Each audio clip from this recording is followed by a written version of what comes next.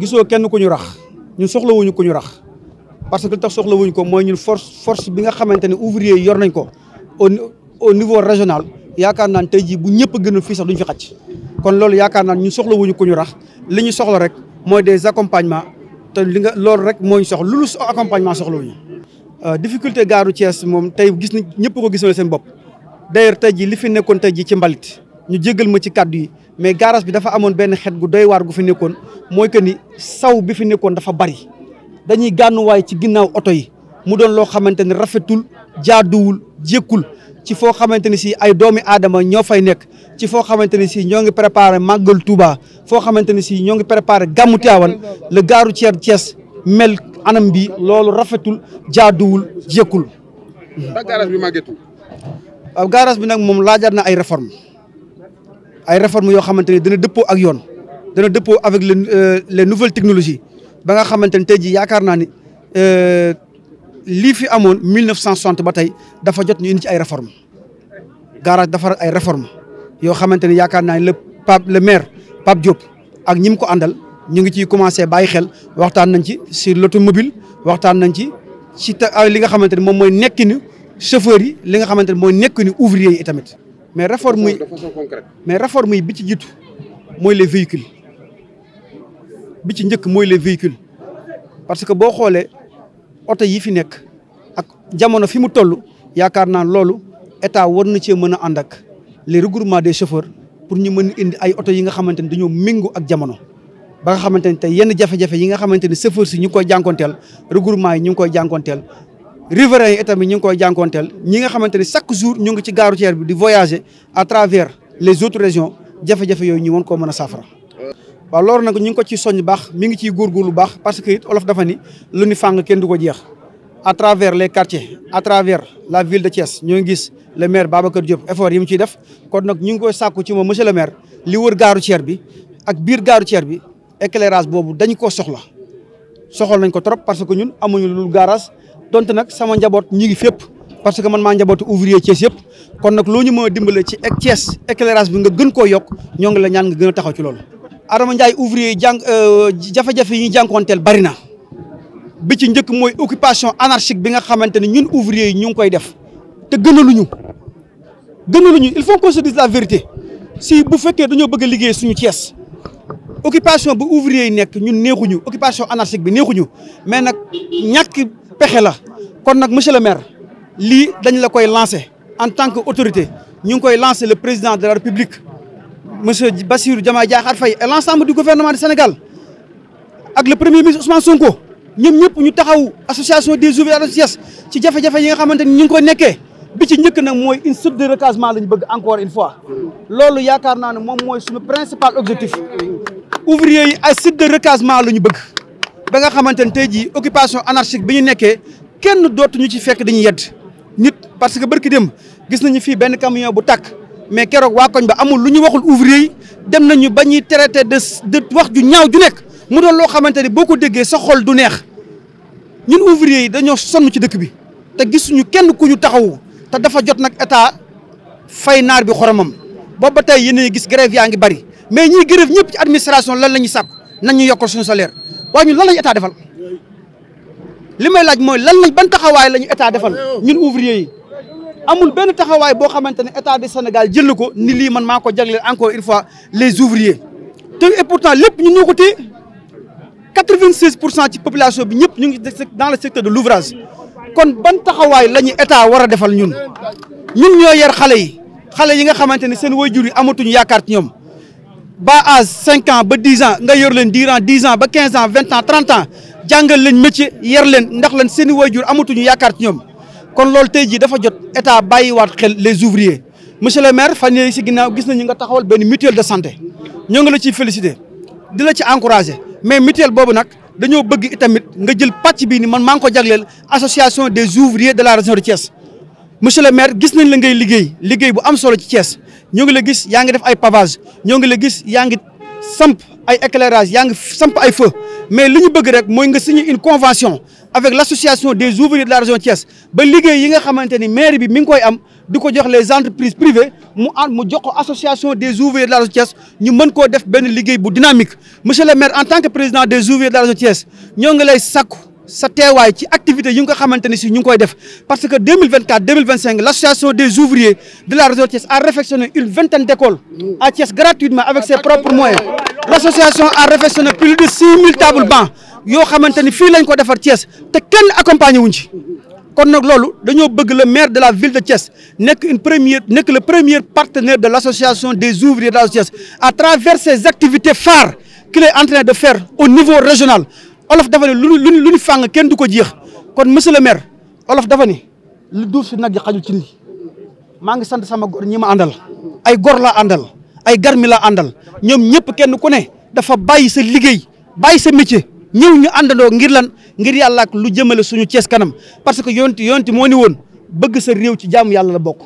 ñii dagg seen i liggéey tey ci fajar 6 heures du matin ba tey ouvrier yaa ngi fi nettoyer gaaru cer bi ngir lan ñi war a jëm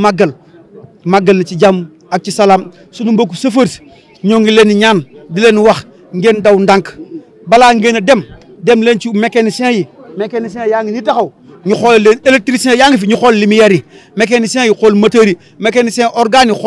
xool routille yi xool cardan yi vulcanisateur yi xool pneu yi ñam lawen pare-brise ñu ngi fi ñu xool pare-brise yi ñi defar radiateur ñi ngi fi ñi defar clim ñi ngi fi kon nag nañuy entretenir oto yi ba nga xamante ne tey jii yàlla dinañu mën a may màggatu jàmm en plus chauffeur si nañu dem ci hôpitaux yi xool seen wér-gu-yaram xool seen vision ba xam baax na parce que période nawet la ñu nekk te ku ñu nawet xam ne di nga daw ku ñu jëm màggal di nga dawal bëccëg di nga dawal guddi ay doomi aadama lañ dañ dem xoolaat seen wér-gu-yaram kon nag dafa mel ni lu duuf si ñag xal cin li ñu ngi sant bu baax sunu waajur yi nga xamante ne si ñu ngi leen war a sargal léegi ñu war a toog ak monsieur le maire mais lii c'était juste rek sunu benn point boo xamante ne waroon nañ koo souligner di jégaluwaat ci kàddu yi wasalaamaaleykum. xanaa gërëm Abdoulaye Dieng ak association des ouvriers ak groupement mobile bu sapeur pompier ak Sonaget ñoom ñi nga xam ne dañu ñëw jàpp ci bés bi bu baax a baax municipalité moom bu ñu koy wax li ci jiitu mooy cadre de vie loolu mooy jiitu ci liggéeyu municipalité mooy suñu dëkkin nan la ñu mën a def d'abord mu set suñu dëkkin nan la ñu war a mën a def d'abord mu am ordre suñu dëkkin nan la ñu mën a def ba xale yi mën a génn féexlu nan la ñu mën a def xale yi mën a génn féexlu et loolu moo ci jiitu moo tax en tant que maire et su ma gisee initiative yu may woo ci jëmbat garab initiative bu may woo ci suñu cadre de vie mu mën a set mu mën a naat et je dis mënuma sax xaar parce que loolu sama responsabilité la moo tax jamono bu ne dañ leen di accompagner nekk ci seen wet li ñu am ci ay moyens ci ay matériel ñu génne ko jox leen ko li ñu am ci personnel ñu génne ko mobiliser ko jox leen ko lu ñu leen mën a accompagner ñu def ko et suma agenda permettrait damay ñëw parce que loolu devoir la ci man parce que dama jàpp ni man lañ koy defal moo tax vraiment may gërëm Abdoulaye ak association bi cadre de vie nag défi bu mag la bu vaste bu yaatoo yaatu évidemment am nañ ci ay jéego yi ñu ci def parce que ku xool Thiès xam ni ci wàllu propreté am na ay acquis bien que am na lu des bu mujj bi matul fukki fan ak juróom le directeur général de la Sonaget Khalifa Sarr ñëw na fi ma recevoir ko ñu waxtaan lu bëri mu jël ay engagement mu wan ma disponibilité nan la gën a mën a taxawee ngir gën a accompagner Thiès parce que Thiès dafa bokk ci vitrine réew mi Thiès wërta salté parce que bu salté mu ngi mel ni Sénégal dafa salté avenue Camp bi soo fi jaaree su salté loolu mooy vitrine nu Thiès te vitrine Thiès bu nekkee vitrine nu Thiès day nekk vitrine nu Sénégal ñëpp a fiy jaar donc yooyu dañu am ay obligation am ay responsabilités ci wàllu cadre de vie et je pense que défi yooyu bëri na et dinañ ci gën a taxaw bu baax a baax mooy ci wàllu anarchie ci occupation am na ay problème am na évidemment ay jéego yu ñu ko def mais ba léegi am na ay problème yoo xam ne ci occupation anarchique boobu nan lañ ci war a mën a gën a liggéeyee bu baax a baax ak yeneen i défi mais bu ñu booloo suñu doole mouvement citoyen ay mouvement yu mel ni mouvement Abdoulaye Dieng bi ak yeneen i mouvement ñu déglu waa quartier yi boole leen ci gën a defar suñu gën a boole suñu doole ak structure bu mel ni SONAGED jàpp naa ni dinañu agsi am Thiès nekk dëkk bu set Thiès am ay place yoo xam ne xale yi mën nañ faa féexloo anarchie bi wàññeeku bu baax a baax mais aussi surtout ñu arrivé ci gestion des déchets bi gestion des déchets yu mel ni ay décharges yu mel ni Kër Massamba Gueye ak Médina Fall extension décharges yooyu vraiment génn Thiès ba ñu am ce que j'appelle une ville habitable et durable. waaw wax nañ ay doléances am nañ droit ci doléances yooyu li ñu fi wax lépp lu xel mën a nangu la. et que ni ñoom anarchie bi gënalu leen fu la neex ubbi sa atelier fu la neex garer sa atelier dama ciy joxe benn exemple aujourd'hui soo jëlee voie bi nga xamante ni mooy 2 voies yi nga xamante ni moom moo génn directement ci autoroute péage bi ñëw ba ci stade bi mais soo ñëwee ba ci rond point stade bi entre rond point stade bi ak fii Kawsara bi ne mais foofu li fa ne du dëgg du yoon anarchie bi am foofu garer sa oto génn say commencé mécanique non foofu et on est en plein centre-ville aujourd'hui parce que kii génn ci autoroute bi loolu mooy premier contact ak Thiès loolu mooy premier contact am ak Thiès loolu mooy premier contact am Thiès ñun amuñu droit wane visage boobu amuñu visage bi en ce moment là man maa ngi engagé ay travaux ci éclairage parce que faut tourner yéen monsieur le maire voie boobu jëm ba ci autoroute bi amul éclairage problème mu insécurité sax lay posé par rapport j'ai dit oui man engagé naa ci ay études dinañ ko defar feu rouge yi dina ñëw feu tricolore yi dina ñëw mais bu ñu ko defaree mu am éclairage feu tricolore yi ñëw mais foog toogaay yi ñu defaraat toogaay bi mënul ñàkk et je pense que c'est des problèmes comme ça yoo xam ñëpp la concerné parce que embouteillage yooyu wala accident yooyu di am je pense que ñëpp lay concerné par rapport récemment rek am na benn camion boo xamante ni fiir na fii benn nit mu dee récemment am na benn camion boo xamante ni dafa tàkk et donc moo tax ñoom bu fekkee ñoom dañu bëgg a génn situation boobu dafa am lu ñuy ñaan gouvernement bi mu accompagner la ñun nag am na évidemment fu suñu man-man yam parce que am na sites yoo xam ne géré wuñ leen mais bon yàlla def na ku mel ni président de la république ku bàyyi xel donc en tout cas note wala liñ koy yëgal ci problème yi ci Thiès jàpp naa ni donc dinañ leen ci boole ñun en tout cas pour que site de recasement yooyu nga xamante ni ñoom moom la ñu soxla te muy loo xamante ni lu jaadu la donc en rapport avec le gouverneur donc ak le président jàpp naa ni war nañ ci mën a am ay solutions yu ñu leen mën a accompagner yi leen jël. waaw programme yi ma sumb Thiès bëri na am na programme évidemment yu ëpp visibilité boo ñëwee ci éclairage ñëpp xam nañu taxawaayu maire ci éclairage gis naa ni feu yi ñuy bëgg a lancer aussi intéressé na Thiès waaye bu baax a baax mais jàpp naa ni programme bi ci ëpp solo mooy mutuelle de santé bi parce que tey jii ñu bëri ñu ngi ci sëg yi dañoo mënul woon faju rek jamono bi ñu bëri ñu ngi jaaxle nekk seen i kër mais parce que mënuñu faju parce que li aju ci faju moo bëri ticket bi ñu lay laaj nga jënd ko war a def ay rajo yoo xamante ni léeg-léeg dañuy cher torop nga jógo fee ordonnance yi ñëw donc yooyu yëpp soo ko boolee ci benn parent boo xamante ni day daw ci añ ak reer mën na jafe bu baax a baax léeg-léeg day préférer beneen stratégie que di dem ci hôpitaux yi bu baax donc muy problème boo xamante ni peut-être mën naa am sax li ma ci xam peut-être xamu leen ko ci lu bëri parce que soo nekkee maire da ngay am information yu bëri information yi boo jëlee sa courrier chaque matin nga ubbi ko 80% de ce courrier ni ci ëpp dañuy ñaan dimbal ñëpp dañuy ñaan dimbal ci yaakaar moo tax ñuy ñëw mairie de la ville xamuñu maire mais bind am nañ droit ñu bind la maire 80% courrier ñi ci ëpp dañuy ñaan dimbal même ki lay ñaan audience derrière l'audience 90% de audience boobu problème la lay exposé par problème yooyu tey jii soo ko jëlee nga sérieux ko bi ci ëpp ci doole mooy ñàkk mën a faj booboo ci ëpp doole ñun dañ ci daan def xaalis bu bëri ci subvention parce que boo jotee courrier da nga koy exploiter ak say services sociaux Donc subvention ici 200 000 ici 150 000 dañu dem ba mairie bi antanatu ko et les procédures sont devenues plus compliquées aussi ci wàllu décaissement. Donc moo tax il nous fallait ñu am une stratégie institutionnelle pour jël en compte vraiment problème boobu. Yàlla dimbali ñu ci depuis plus d'un an ñu ciy liggéey ak waa couverture sanitaire universelle. ñu def signé ci une convention boo xamante ni nit ñi commencé nañu ñëw naam des na ay place mais nañu gaaw ñëw parce que su ma yéene mooy programme bi dafay commencé ren ji nii voilà dafay commencé mais bu ñu demee ba déwén nag incha allah dinañ ci gën a dugal xaalis bu bëri boo xamante ni ñu mel ni ñoom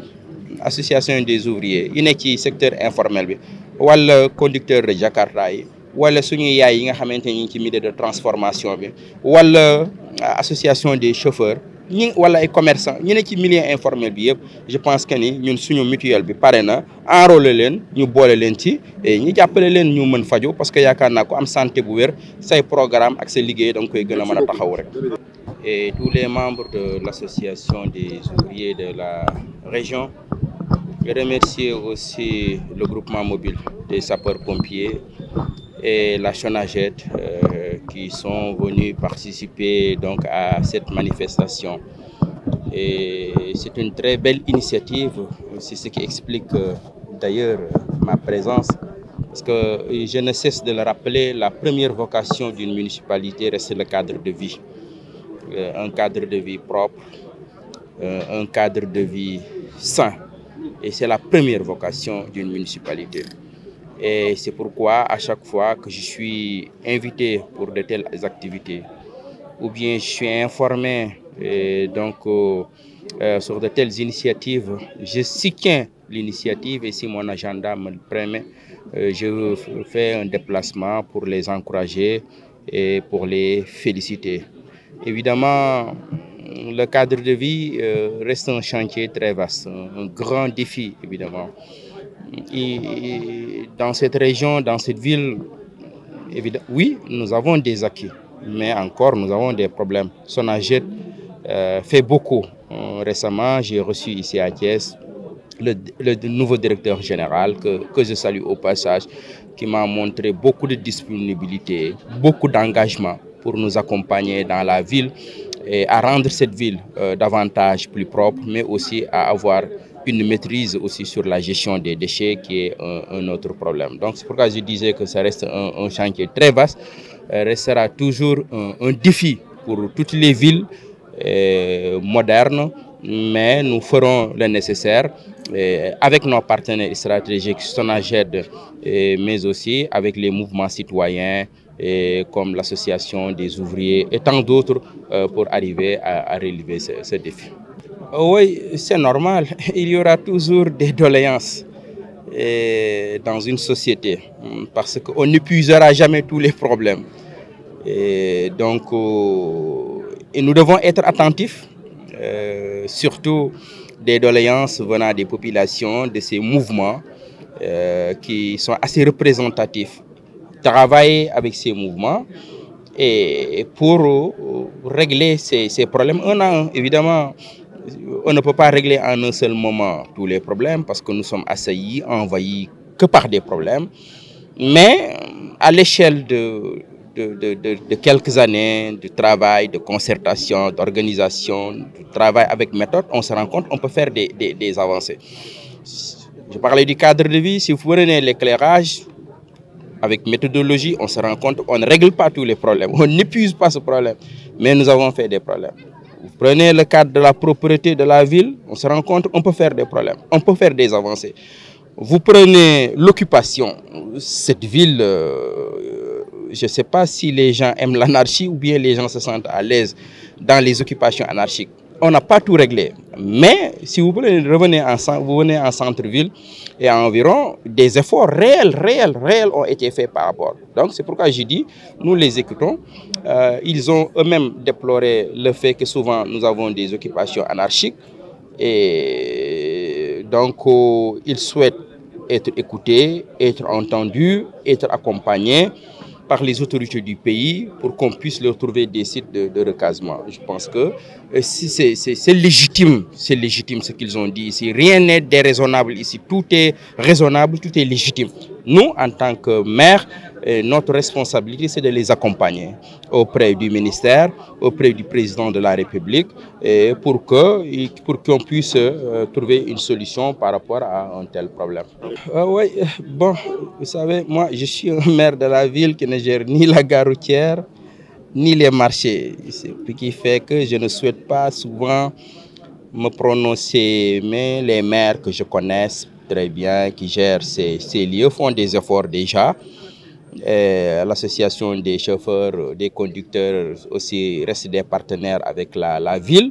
Nous, notre responsabilité, c'est d'accompagner. Je n'ai pas la gestion de la gare routière, je n'ai pas la gestion du marché central. Ce qui fait que je ne peux avoir qu'une position d'accompagnement de ce dont c'est le lieu de travail, et des mouvements comme celui de Abdoulaye qui prennent des initiatives d'autres, ou bien même si ces maires-là qui gèrent ces lieux engagent certains travaux ou bien certaines initiatives, la ville mobilise son personnel, mobilise sa logistique, mobilise son expérience dans ces questions-là pour les accompagner. Oui, pour moi, ça peut être le projet, le programme le plus important de tout ce que je suis en train de faire dans cette ville.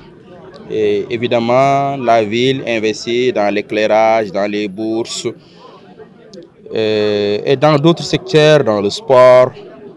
Mais il faut d'abord vivre. Et vivre, c'est d'abord avoir une santé. Dans cette ville, dans les cadres, lorsque vous êtes en contact direct avec les populations, les quartiers populaires, vous vous rendez compte de la fragilité, de la précarité sociale, économique. Beaucoup de gens meurent parce qu'ils n'ont pas les moyens de se soigner. Nous, on apporte beaucoup de subventions. Je signe beaucoup de subventions pour accompagner des malades. Et il nous fallait une réponse institutionnelle. Et aujourd'hui, et avec la couverture sanitaire universelle, je salue au passage le DG qui a fait le déplacement. Nous avons signé une convention. Ces services au niveau de Thiès, nous avons après tenu une réunion. Aujourd'hui, ça évolue très bien. Et le fait que ceux qui sont dans l'informel, dans le secteur informel, comme l'association des ouvriers, ceux qui sont dans le secteur informel, par exemple, comme les conducteurs de taxi, les conducteurs de Jakarta, les conducteurs de Jakarta, qu'on puisse